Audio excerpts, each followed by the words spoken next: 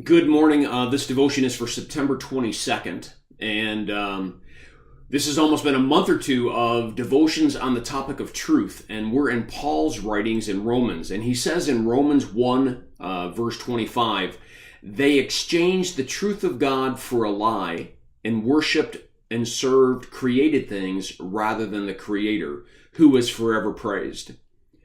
What he is saying is that we human beings, because of our sinful nature, we have the tendency to worship the thing God gives us rather than the giver who gave us the thing.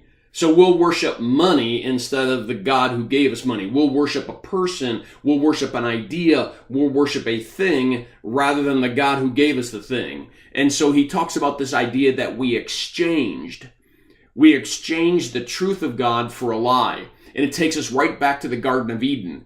I mean, we need to understand that everything in life is about truth or falsehood.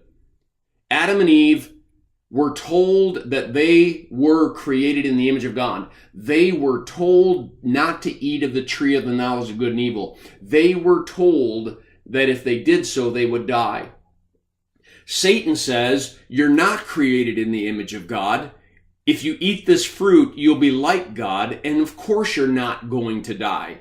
Notice the contrast. Notice the lies.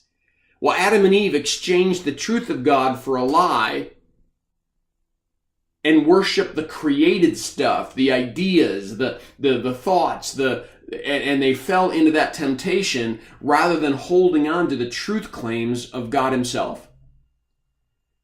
And so the title for today's devotion is One Finds Truth When One Finds Their Creator. Let me explain it this way. It's like if you were in the middle of a wooded area, or you're out somewhere out in the country and you're just lost. If you had a compass would at least begin to tell you where north is.